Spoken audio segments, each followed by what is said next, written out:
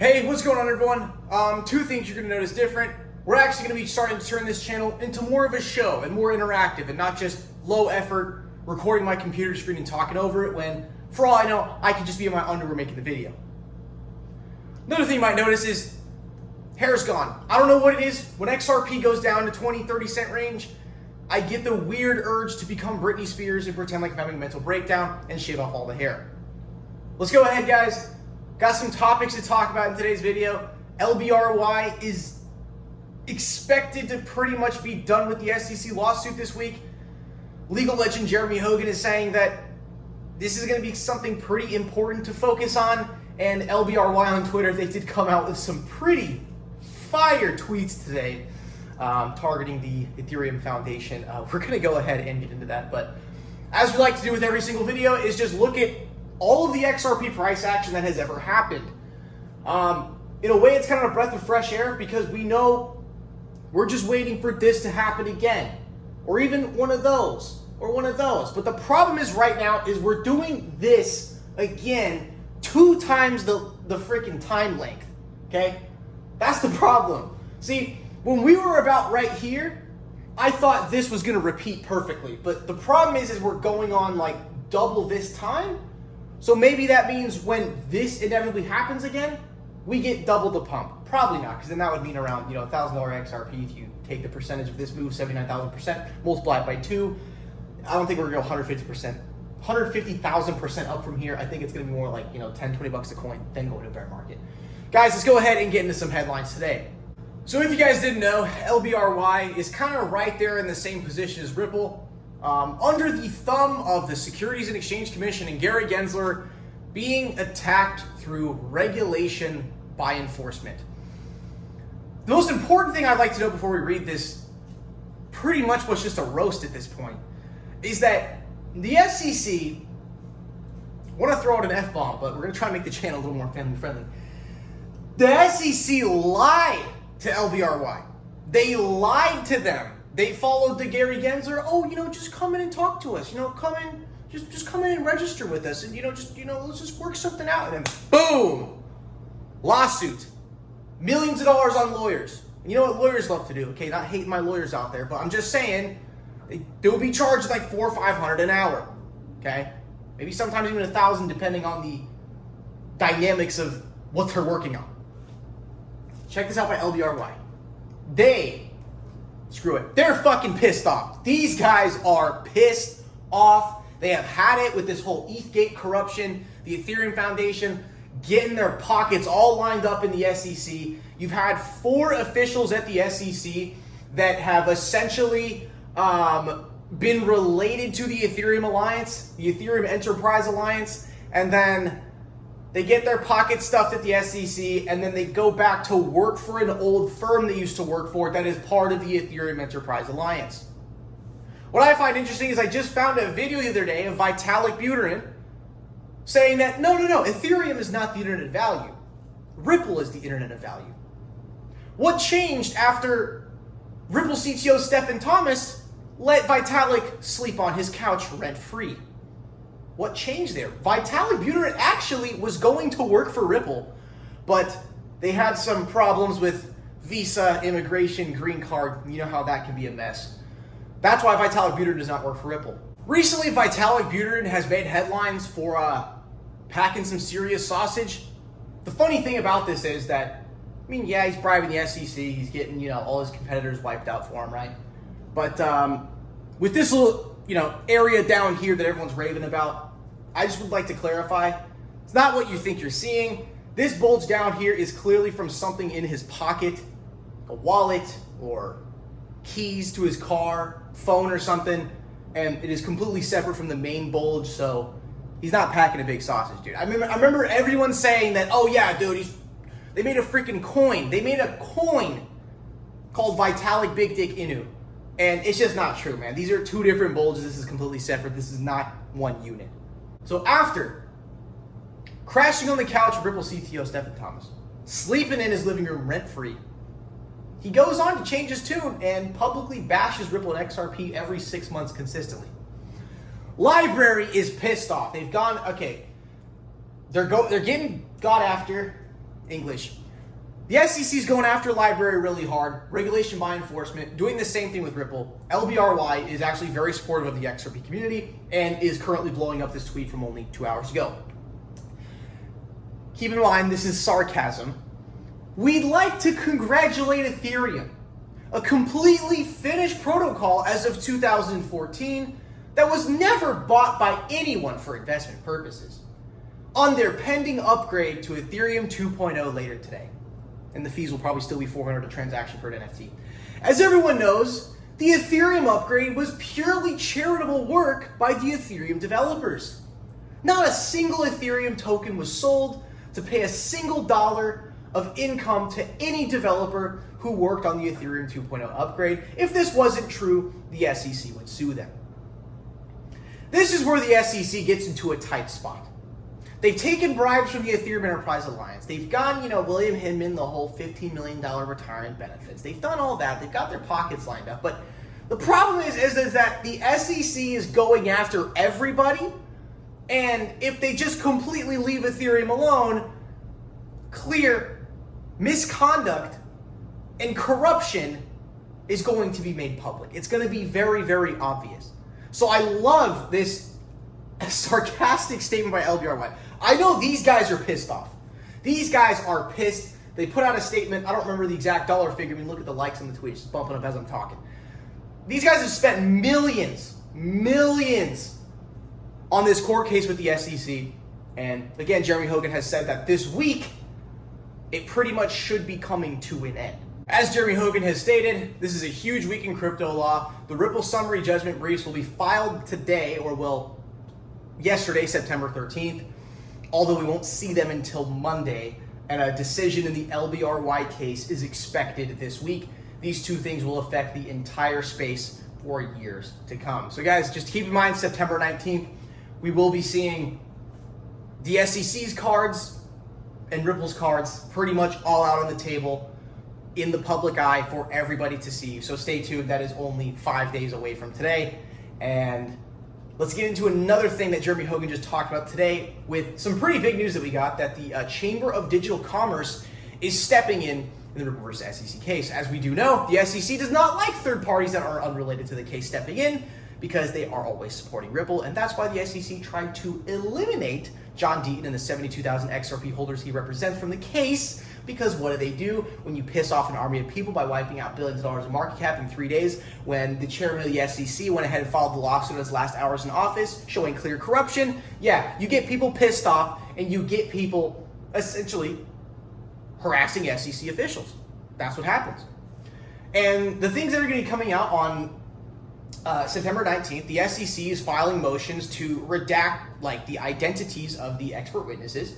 And the reason why they want to keep their identities sealed is for their safety, because somebody sent someone from the SEC, or one of the expert witnesses in the Ripple versus SEC case, probably from the SEC, literally just found his phone number and sent him a text message saying, I think, you're incorrect. That's all that was said. But the SEC, as you guys know, they are so careful, and they really care for the people that work for them, and they want to make sure they don't get publicly harassed online. Yeah, I'm sure that's why they want to hide it, right? Not to, hide the puzzle pieces that the XRP army can put together to find further corruption, even more than we have already discovered.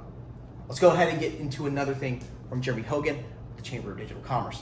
The Chamber of Digital Commerce's amicus brief is very helpful for Ripple. An amicus brief, I know it doesn't sound like English, but it is. And that just means a third party who's unrelated to the case is going to essentially kind of cut into the middle of it and chime in and give information. Okay? I wasn't expecting this, to be honest. Part 1 was confusing, but argument 2 and 3 are really good, and the Chamber's disinterest in Ripple brings a lot of credibility to the brief. Okay?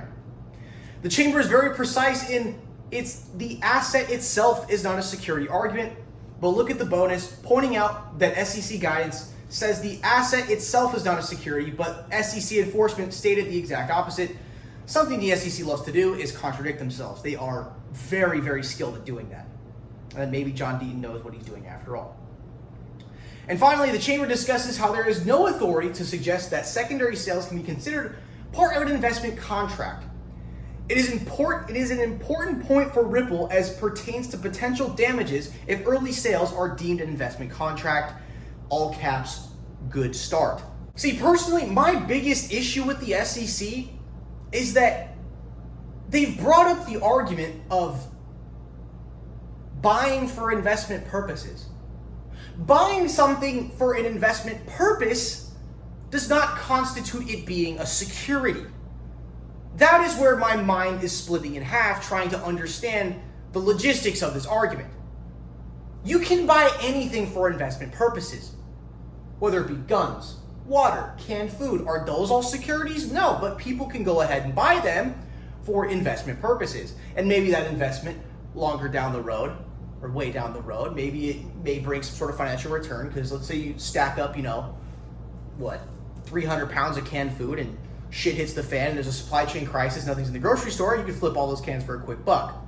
Or it might be a different kind of return on investment where it might save your ass one day. So the SEC, they keep going after this, oh, but they're buying it for investment, Well, what about the Ripple ODL customers that are purchasing XRP over the counter to fulfill their on-demand liquidity transactions? I mean, dude, you can buy anything. I am looking at so many things around my apartment right now you could be buying for investment purposes. I mean, just got a gift from a friend recently, got a Mont Blanc wallet. That might go up over time. Who knows? I mean, looking over here, got my graphics cards over there, 3090 Ti. I mean, that's not going to appreciate in value over time because it's technology, and technology diminishes in value very, very quick. But look at the Ethereum merge going away. Or look at the Ethereum mining going away from the merge. All of a sudden, I might have some other coin real quick that pops a quick 1,000%, and I can make like $20 a day mining on that thing. You see, I don't understand the SEC logic. One of the things that pissed me off the most was you're saying that, okay, Hinman's speech was agency guidance. Then they say, no. When it's convenient for them, Hinman's speech was personal opinion. That there was more than 60 plus drafts for it that were reviewed by the whole SEC. I don't think personal opinion constitutes over 60 drafts and reviewed by the whole agency. And then the SEC tries to come along and say, no, it's not agency guidance. It's not personal opinion. It's sort of a twilight zone in the middle. Fuck you, SEC. No, stop it. The logic of the SEC at this point, the constant contradictions, the constant backpedaling when it's convenient for them, and then at the same time, Ethereum is not getting any litigation when it was an ICO back in 2013, 2014, and people were buying it for an investment purpose. What is the Ethereum Enterprise Alliance? A charity foundation? No. Completely agree with the LBRY tweet this morning, or this afternoon, depending where you're from, that they're not going after Ethereum. Why is that? Money. Money makes the world move. Another quick one from James K. Fillin. This guy has been an absolute legend for the XRP community, basically posting every single document that comes out. I mean, this one just came out today, right? I'm not going to pretend like I know what this means, but I'm still going to show it to you guys in case you can understand this. An unidentified third party has filed a motion to seal portions of the Ripple defendant's motion for summary judgment that references the names of third party's employees. I kind of understand that. I don't think that's relevant to us at all, but just had to show it to you because that is James K. Fillin's latest tweet. All right, so that's pretty much the update for today's video. This is the first video with the new channel style. Let me know how you guys like it. Make sure, smash the like button, subscribe if you want to. I don't know, I've just been thinking lately, the leading daily XRP videos on YouTube, they're all just hit your recording button and babble for 20 minutes and don't even edit the video. And I don't know, I feel like the XRP community at this point with 4.3 million XRP wallet addresses, I feel like I kind of need to evolve the channel and turn into something more of hey, I'm really trying to engage with you and give you some information, not just hit start record, babble. And I guarantee you, dude, a lot of XRP YouTubers, I'm calling you guys out because I've done this before too. You're recording a video and you are literally in your underwear because there's no camera on you. You're just recording your computer screen. I know you guys have done that before. I've done that myself. I don't want to do that anymore. I want to make some real content for you guys, okay? So anyways, this is kind of our forecast for the next month or so on XRP. I know Alex Coppin predictions, I'm right like 100% of the time. Never right, guys. But I'm just here to give you my perspective, okay? Weekly chart. We got the whole Do Kwon Terra Luna fiasco that just basically caused all this right here. And just today, the South Korean government, or I should say like the Republic of Korea, the ROK, they have issued an arrest warrant for Do Kwon, so he's going to be going into prison. However, I have seen from many documentaries on YouTube that Korean prisons actually look quite nice. So we'll see what kind of slap on the wrist he gets there. Got the nice double bottom on the weekly. You can see the sellers have tried to bring us down to the 20-cent range. A lot of you guys out there are hitting the buy orders, setting buy orders, clicking the buy button at market, and they're not letting that one through. And it looks like we got enough strength here to where we can get a burst, fill some of these big gaps right here. When you have the market going completely vertical like this, right? That is a gap. That is a gap. It's not like, going down like naturally and healthy. It is just an elevator down, which means you have billions of dollars of liquidity and leverage trader stop losses all the way up there. Hence the big boys will do a little manipulation down here, ramp it up there. As soon as they start triggering stop losses, it's a freaking domino effect and a game of musical chairs until it all comes crashing down again, and then go for the final gap fill. Notice that this support back here, which they cannot break, was very, very strong resistance back here after the SEC crash, and then very, very strong resistance back here. And if you even go more left into the chart, this zone is very strong. This is an old all-time high. Old bear market support turns into 1-year resistance. We break that resistance right here and go to $2 a coin. This level is important that we are at. I'm not saying what I'm drawing out is going to be exactly correct. This is what I just think the best case scenario is if we can hold the support level, and dear God, hope we don't go down below 20 cents. That's it for the video, guys. Thank you for tuning in. Do smash the likes and subscribe. I'll see you guys in the next one.